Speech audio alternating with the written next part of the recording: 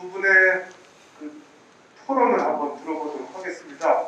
먼저 원주 성공의 신부님이신 이쁜이 신부님께서 토론 발제 한 5분 정도 해주시고요. 그리고 또 김기성 박사님 말씀 듣고 또 해주시죠. 잘 들었습니다. 제가 말을 보태는 게 어떤 의미가 될까 생각을 해봤는데 발제를 쭉 들으면서 이 부분 정도는 제가 말을 보탤 수 있겠다라는 생각하는 몇 가지 주제들이 있어서 토론을 이어보자 합니다. 저는 첫 번째 이제 공유지라는 개념을 먼저 이야기해보고 싶은데요. 제가 저의 언어에서 민당 생명사상과 또 원주 지역 운동의 현재 지점에서 화두로 삼고 싶은 부분입니다. 공유지인데 공유지는 어떤 구체적으로 생명체들이 함께 머무는 공간이다라고 말씀드리고 싶습니다. 저는 어떤 조직이 생명력을 가지려면 반드시 그 살아 움직이는 한가운데 공유지가 있어야 한다. 거기에 가서 맑은 물을 먹고 쉬고 그리고 다시 나가서 숲을 헤치든 또는 산을 오르든 그러한 곳이 있어야 그것이 생명력을 가지고 더 확장되고 뭔가 더 풍성해질 거라는 생각을 가지고 있습니다. 공유지가 필요하고 그 공유지는 어떤 핵심의 논의의 출발선상이 될 수 있고 너와 내가 존재하는 미치지음의 최소한의 고백 같은 것을 같이 보고 같이 확인했던 쉽게 말하면 가족이라는 것을 알게 된 것. 그러니까 내가 알고 있는 고백이 너가 알고 있는 고백과 맞닿아 있으니 우리 함께 손을 잡고 나아가 보자라고 하는 달리기 하는 첫 번째 지점이죠. 그것에 대한 것들이 쭉 이 토론문 안에 발제문 안에 있어서 굉장히 기쁘게 읽었습니다. 만약에 그 첫 만남에서 우리가 공유지를 확보하고 있지 않다라고 하면 공유지를 확보하는 일부터 시작해야 되기 때문에 손발을 맞추는데 너무 오래 걸립니다. 그래서 그게 최소한 3년 이상의 시간이 걸린다거나 지역과 지역이 만날 때는 그것이 합의를 가질 때 자기의 이득이나 자기가 바라보는 관점을 포기하지 않고 걸어가야 하기 때문에 굉장히 많은 시간이 걸리는데 공유지를 공유하고 있는 원주 지역의 경우에서는 굉장히 다양한 일들이 많이 나타날 수 있는 장점이 있다 생각을 합니다. 적어도 제가 활동하고 있는 성공의 원주 나눔의 집이라는 외형의 조직을 통해서 만난 원주 협동사회 경제 네트워크와 그를 기반으로 활동하고 있는 이 무이단 선생님의 생명사상이 나타난 원주 지역은 저에게 그러한 공유지를 확보해 주었습니다. 그 무이단 선생님의 사상에 관련된 말씀을 가져오고 싶어서 오늘 아침에 홈페이지를 열어보니까 이런 말이 있더라고요. 나라는 것은 찌꺼기일세 맑은 물같이 그렇게. 저는 이걸 보면서 그러니까 결국 자기 조직 안에 몸담고 있다면 또는 개인으로 활동하고 있다면 자기가 확보하고 싶은 자기가 이득을 얻고 싶은 분명한 방향성과 목표치를 가지고 있는데 사실은 그것이 어떤 지역을 만들고 그리고 민주주의를 이끌어가는데 큰 방해점으로 작용하는 것을 자기만 모르고 있는 경우가 많거든요. 근데 이렇게 나를 완성하고 나를 버리는 길을 통해서 결국은 우리가 만들어가는 세상에 대한 어떤 함의를 가지고 있는 기쁨의 순간이 이 협동정신의 고스란히 담겨져 있기 때문에 원주 지역은 희망이 있다라는 생각을 해보게 됐습니다. 자기 목적을 추구하다 보면은 때로는 회의나 이런 것들이 산으로 갈 때도 있고 우리가 하려고 했던 일들이 결국은 도착을 못하는 일들이 굉장히 많이 발생하기 때문에 원주 지역에서 제가 이 협동정신을 배우고 조직을 이끌어갈 수 있었던 것은 큰 축복이다라는 생각을 해보게 됩니다. 성공의 원주 나눔의 집을 잘 아시는 분들도 계시지만 사실은 굉장히 생소하신 분들도 있을 것 같아서 한 1분 정도 잠깐 설명을 하려고 합니다. 지난해 문제가 많이 됐었는데 그 나눔의 집이라는 이름 때문에 그런데 이 나눔의 집은 사실은 성공의 교단 안에서 이름을 평신도들이 만든 어떤 나눔 운동의 이름으로 불려져 있습니다. 그러니까 문제가 됐던 교단의 곳과는 좀 다른 곳이고요. 성공회 교단에서 지역에 뿌리내리기 위해서 지역 사업을 만들고자 하는 고유명사와 같은 사회선교와 같은 사회선교 분야의 어떤 특정한 고유명사로 부르고 있는 나눔의 집 운동이 있습니다. 이 나눔의 집 운동을 보면은 지역이라는 부분을 굉장히 강조하고 있고 그리스도의 이웃사랑을 통해서 나눔과 협동의 정신을 펼쳐가겠다. 그 장을 우리는 나눔의 집이라고 부르겠다 하는 것이 있습니다. 원주 나눔의 집도 그 선상에서 1999년도 6월 13일에 지역의 장애인 가족의 한 분을 목욕을 시켜야겠다라고 생각해서 시작됐습니다.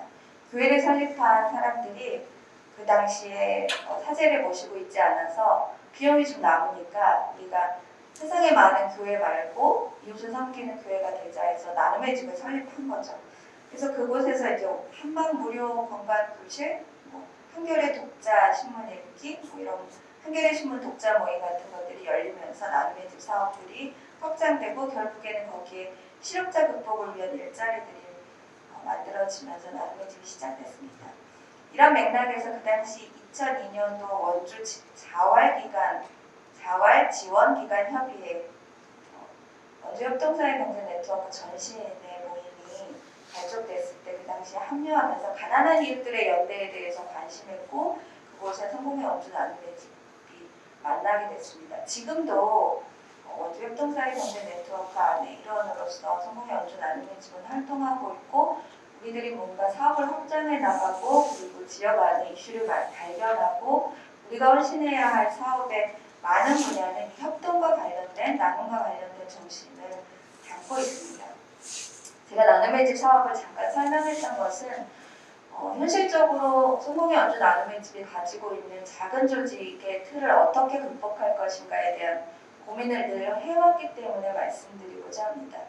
성공의 원주 나눔의 집의 직원은 한 10명 조금 넘는 그런 작은 조직인데 지역 안에 있는 다양한 가난한 이웃들의 문제들은 10명의 사람들로 해결할 수 없는 부분이 너무나도 많고 너무나도 산재 있습니다. 작년에 발생했던 코로나19 바이러스로 고립된 이웃들은 굉장히 많이 고립됐고 더 어려워졌고 도움을 받을 손길들은 더 많아졌는데 과연 성공의 원주 나눔의 집은 이 지역과 어떻게 만날 것인가에 대한 고민이 깊어졌습니다.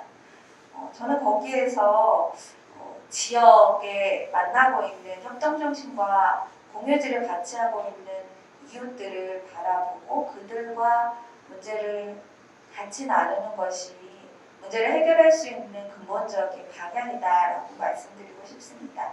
사실 우리가 다루려고 하는 것은 마을이죠. 마을은 그곳에 사람들이 살고 있고 그곳 안에서 서로의 재화를 나누면서 그곳 안에서 생명을 키워가고 생명이 이어지도록 하는 살아 움직이는 특성을 가지고 있습니다. 공동체가 그 안에 있고 그 공동체가 무너질 때마다 그것을 회복시키려고 하는 다양한 노력들이 거기 안에서 일어나는데 여기 안에서 중요한 지점은 통합적 사고체계와 통합적 지향을 함께 하고 있을 때 그 마을이 비로소 생명력을 가진다는 얘기를 하고 싶습니다.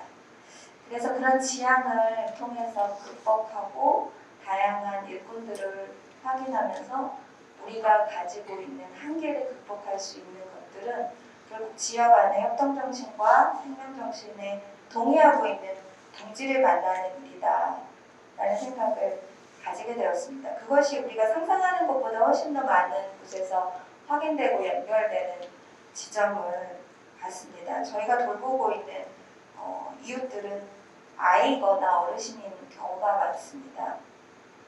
아이의 이야기를 잠깐 이야기를 하면 이제 아이를 다루고 있는데 저희가 다루고 있는 그 아이의 경우 그 아이를 데리고 와서 공부를 시키거나 부모님이 잠깐 일하시는 동안에 아이를 돌보는 시간의 여백을 채우고 그 아이가 체험할 수 있는 일들을 해나가는 일들을 합니다.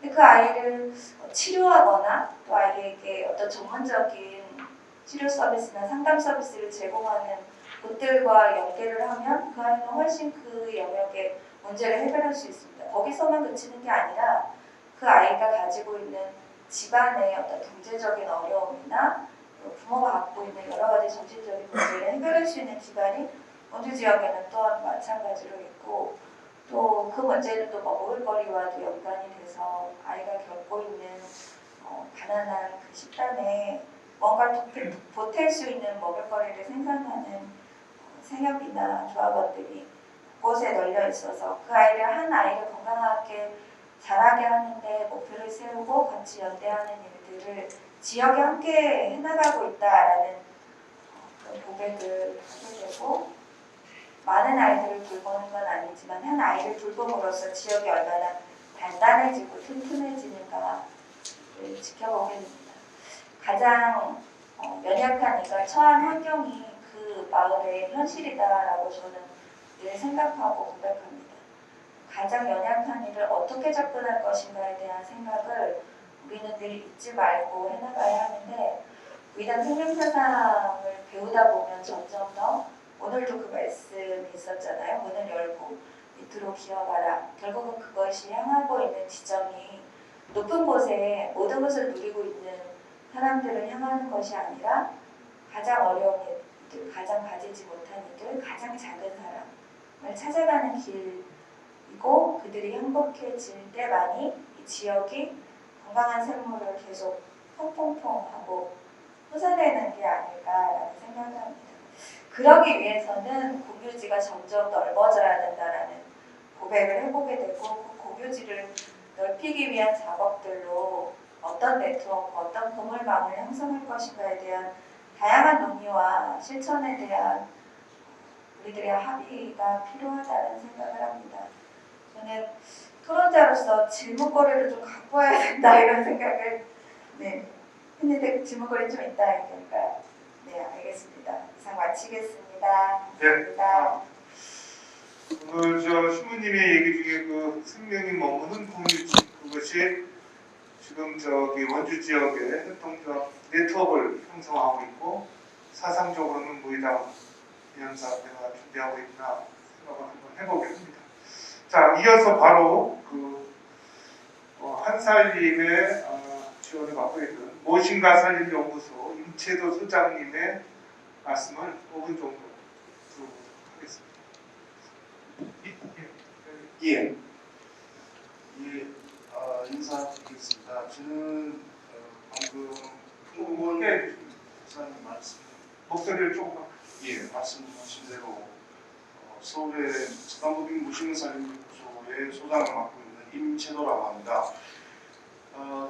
그 김기석 박사님 발전 잘 듣고 또 잘 읽었습니다. 김기수 박사님은 예전부터 사회적 경제란 무엇인가 또 해서 사회적 경제와 한살림 그리고 원주 사상에 대해서 또한 많은 저작을 쓰신 분이라서 평소에 많이 배우고 있었는데, 이번 발전 같은 경우는 아마 그 가운데서도 가장 좀 핵심들을 추려서 정리를 해주신 것 같습니다. 사족이 안 되길 바라는데, 저기 김기수 박사님 여기 글을 보면 내용도 내용이지만 늘 제가 글을 쓰면서도 이렇게 좀 정갈하게 써야 된다는 생각을 하면서 반성하게 됩니다. 그래서 너무 잘 읽었고요. 사실 저희 모시는 살림연구소는 한살림 운동의 중요한 한 축을 담당하고 있는 곳입니다. 잘 아시다시피 한살림은 우리 방금 발제를 하셨던 원주의 이러한 정신을 바탕으로 해서 협동조합 운동을 벌여나가는, 그래서 발제문의 제목에 나와 있듯이 생명협동운동을 전개하는 곳이 한살림이죠. 오늘 보니까 지방자치학회가 생긴 지 30년이 되고 88년도에 지방자치학회가 만들어졌다고 하는데, 한살림은 그 전전에 86년도, 1986년도에 제기동에서 조그마한 쌀가게에서 이제 출발을 했죠. 유기농 생산자들과 그리고 이제 도시 소비자들을 연결하는 작은 쌀가게에서 출발해서 지금 35년이 흘렀죠. 35년이 흐르는 지금 한살림은 작년에 조합원은 70만 명을 넘었었습니다. 국내 최대 이제 생협 조합원을 이제 포함을 하고 있죠. 한해 매출 규모가 현재 5천억에 육박을 하고 있고요. 전국에 한살림 물품을 공급하고 있는 매장들이 전국 220개가 넘고요.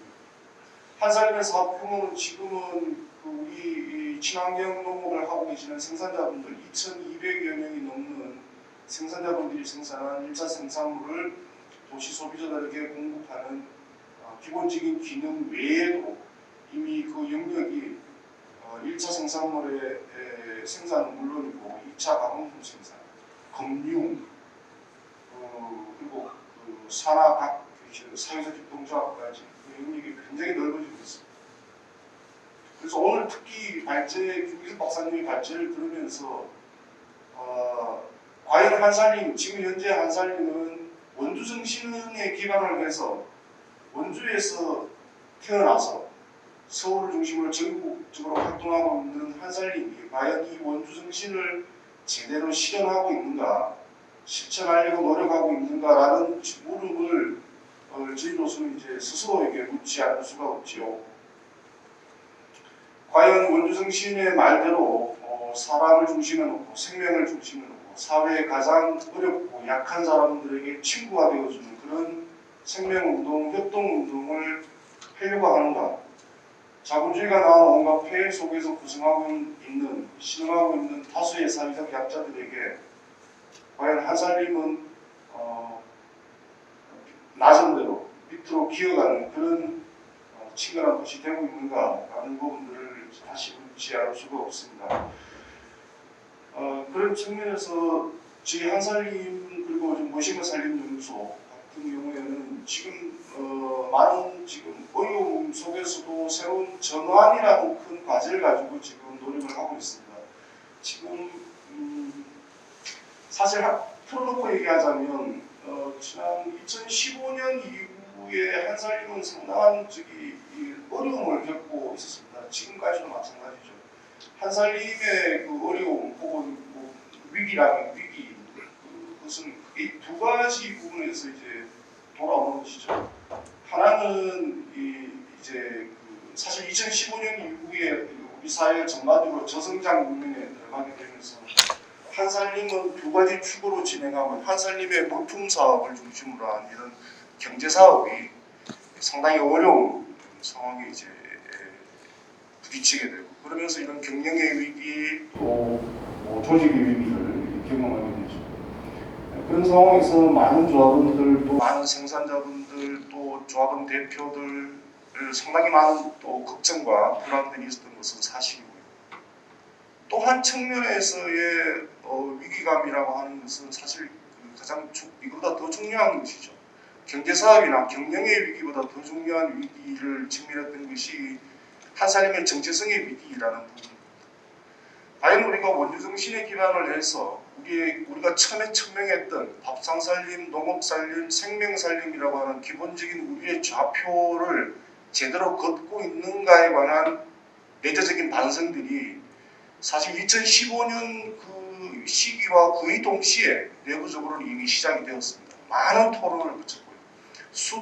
수백 수천 명의 조합원들이 토론에 참여하면서 한살림의 내재적인 성찰 작업들이 쭉 이어졌습니다. 그 가운데에서 이제 지금 사회 보시는 황동훈 이사님이 2017년도에 한살림의 30년 미래를 내다보는 비전 보고서가 마련이 되고 그 이후의 후속 작업들이 이제 지금까지도 이어지고 있습니다.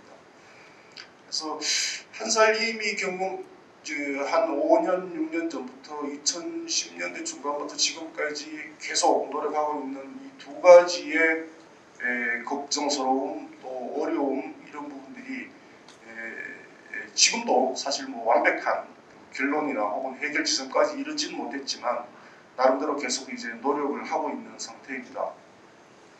재미난 한 가지 사례만 말씀드리면 지난 12월 1일 중에 한살림 내부에서는 자그마한 논쟁이 벌어졌습니다. 어떻게 보면 쉽게 지나칠 수도 있는 그 논쟁인데요. 근데 곰곰이 생각을 해보면은 지금 우리가 고민하고 있는 부분을 가장 작은 우리 밥 한 그릇을 속에 우주가 담겨 있다고 하는데 그 작은 논쟁 속에 한살림의 모든 고민들이 집약이 되어 있구나. 그리고 우리 조합원들이 그 어려운 상황에서도 나름대로 자기 길을 또 걸으려고 애쓰는가라는 것들을 느끼게 됐습니다. 그 논쟁은 참깨 논쟁이라고 하는 것인데요. 사실 작년도에 참깨 농사가 원래 농사 가운데서 굉장히 어려운 농사 가운데 하나입니다. 돈도 안 되고요. 농사란 농사대로 어렵습니다. 근데 작년에 냉해가 이제 그룹되면서 참깨 농사가 완전히 망해버려요. 특히 친환경 농법을 하고 있는 우리 한살림 참깨 생산자들은 수확이 거의 제로의 상태에 들어갔습니다. 그런 게 소비자들에게 한살림 참기름을 잘 공급을 해야 되는데 한살림 참기름 국산 참깨가 이제 농사가 안 되니까 참깨를 어떻게 할 것인가 고민이 된 거죠. 그래서 두 가지 안이 올라와서 하나는 외국에서 결국 참깨를 수입할 수밖에 없지 않느냐 그렇게 해서 국내에서 이걸 참기름을 가공을 해서 소비자들에게 참기름을 이제 제공하자라는 이제 일환이 있고 또 하나는 한살림이 추구해왔던 국내산 농산물을 취급한다는 그 기본적인 원칙이 위배되기 때문에 그래서는 안 된다. 그래서 오히려 소비자 조합원들에게 이러이러해서 생산자들이 낭수가 안 됐으니까 올해는 참기름을 죄송하지만 공급할 수 없다 이렇게 이제 소상하게 말씀드리자. 그래서 참기름을 수입할 것인가 말 것인가 이런 논쟁이었죠. 조합원들에게 직접 설문조사도 했었습니다. 찬성이 55%, 반대가 45%였어요. 그러니까 그 아슬아슬한 큰 차이라고 보기 힘들 정도로 살짝 참깨 수입을 하자라는 분들이 많았죠. 어차피 수입할 거라면 그래도 한살림이 잘 걸러서 좋은 이제 친환경 참깨를 수입했으면 좋겠다 이런 취지였죠. 반대로 또 한살림의 기본적인 그 생산의 원칙들, 국내 생산자들을 우선한다는 그 원칙에서는 또 수입을 해서는 안 된다는 원칙. 많은 논란들이 있었습니다. 그 양측의 의견이나 논지가 일정한 근거와 정당성을 가지면서 진행이 되는 것들이죠. 수입을 하자라는 분들도 그 수입을 맹탕 수입하자는 것이 아니고 그걸 통해서 국내 참깨의 생산 기반들을 확장하는 좋은 계기로 삼자라는 것이었고 또 수입을 하지 말자라는 분들도 표제적인 인식들은 아니었습니다. 많은 논쟁 속에서 이제 어렵지만 한살림에서는 이제 결국 수입하지 않기로 최종 이제 내부 의사 결정을 했죠. 이 과정에서 저는 그것이 1안으로 결정이 되든 2안으로 결정이 되든 간에 한살림의 내부의 그런 지속적인 논쟁을 통해서 우리 한 원주 정신을 다시 되살리고 검토하고 검증하는 과정들이 이어지지 않겠는가 생각이 듭니다. 예, 그 제 토론이 너무 길어서 죄송합니다.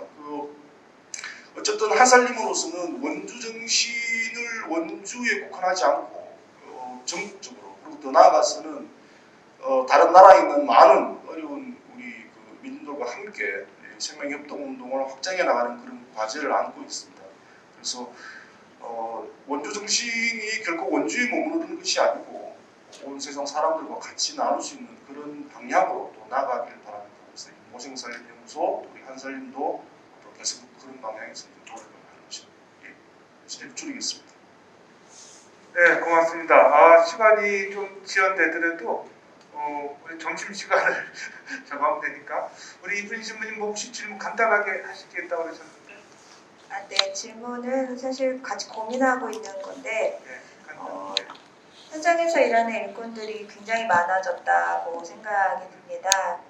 그런데 뭐 일꾼들 이런 표현이나 또는 활동가들 이런 표현이 어색하리라 만큼 본인이 그렇게 불리는 것에 대해서 딱히 만족할까 싶은 생각이 들 때가 있습니까? 그러니까 직원, 그냥 나는 어떤 협동조합이나 사회적 기업에서 일하는 직원이다라고 할 수도 있고 그런 일꾼들과 또 공부하고 있는 사람들이 굉장히 많이 늘어났다라는 생각을 하는데 이 일꾼들과 공부하는 사람들 간의 그 어떤 차이 그 생각의 차이, 또 배웠다, 또 공부해봤다라는 사람들이 일꾼들이나 현장에 있는 사람들과 어떻게 만날 것인가, 이거 가르치거나 또는 모른다라고 접근하지 않을 수 있을까? 어떻게 하면 이 생명사상이 현장에서 더 잘 퍼져나갈 수 있을까라는 고민을 하고 질문거리로 던져보고 싶습니다. 최 도서장 질문 없으시죠? 네. 그럼 저까지 해서 질문을 했을 때 김기석 박사님 마무리하는 걸로 해도 되겠죠? 지금 저희 섹션이 사회적 경제 특별 분과위원회입니다. 사회적 경제가 아주 굉장히 지금 화두가 될 정도로 확장하고 있죠. 지원 사업도 많고. 사회적 경제의 정신은 튼튼한가에 대해서 그래서 김기석 박사님한테 여쭤보고 싶어요. 왜냐하면 지원 사업에 다 몰려가기 때문에 실이 우려가 되거든요. 원주도 지금 큰 센터가 하나 생기는데 그걸 어떻게 극복할 수 있는지 우리 김기국 박사님이 이런 질문들 종합해서 마무리 발언을 좀 해주시면 고맙겠습니다.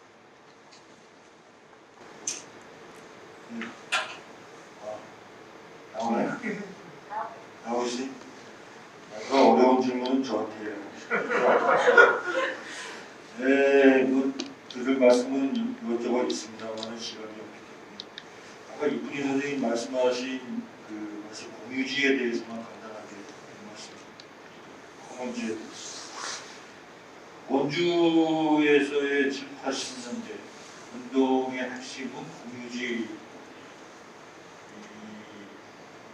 만들어가고 확장하는 것으로도 볼 수 있습니다만 공유지라고 하는 것은 공유지에서의 공자라고 하는 것은 말씀 더불어 공자 그런 의미에서 우리가 일반적으로 공유지인데 더불어 공자가 아닌 공의 앞에 공 이해가 되시나요? 공의 앞에 공을 써가지고 공유지가 있어요. 그 앞에 공에 공유지가 있어야 뒤에 공에 함께하는 땅이 커먼지가 있고 나는 예를 들어보면 성수의 오병이어의 대단한 기적이 있지 않습니까? 물고기 몇 마리 빵 요쪽으로 6,000명이 배고프게 먹었던 엄청난 커먼지죠. 실은 그 엄청난 커먼지가 만들어지려면 예수께서 그 전에 산산수훈이라고 하는 엄청난 뻥을 쳤기 때문에 그 공유지가 만들어집니다. 산산수훈은 뭐에 대한 얘기죠? 앞에 공에 대한 얘기입니다. 하느님 나라에 대한 얘기. 그러니까 생명을 매개로 하지 않는 어떠한 나눔도 실은 나눔이 될 수 없다라고 하는 것이 원주 운동의 핵심입니다. 저는 그거를 이해해 주셨으면 좋겠어요. 그거는 옛날에 말씀 천도교에 의학 손병희 선생이 삼전론이라고 하는 걸 말씀드리거든요. 삼전 세 가지의 싸움입니다. 유죄의 한 거에서 세 가지의 싸움이 있는데 가장 중요한 것이 뭐냐면 도전이죠. 도전이라고 하는 것은 길도자예요. 길도자 써가지고 도전.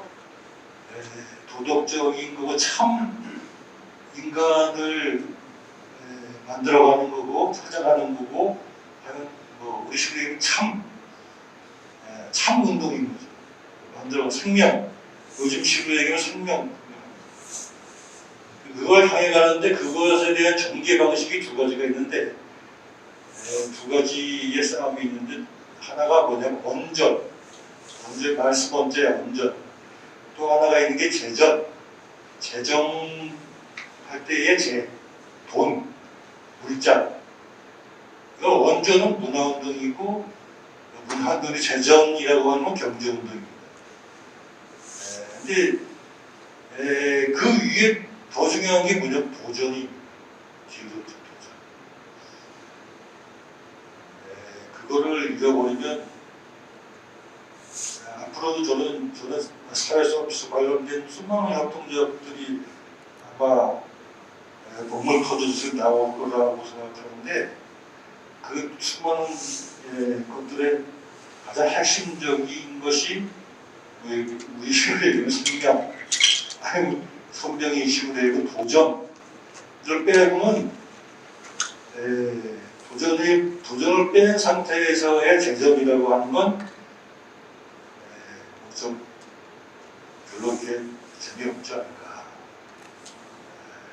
라고 생각을 우리 시대의 사회적 경제가 가지고 있는 가장 큰 문제는 국가로부터 지원을 받느냐 안 받느냐 이 문제보다 사실은 저는 그 3전 중에서 도전을 성실하고 있다라고 하는 게 좀 핵심이라고 생각합니다.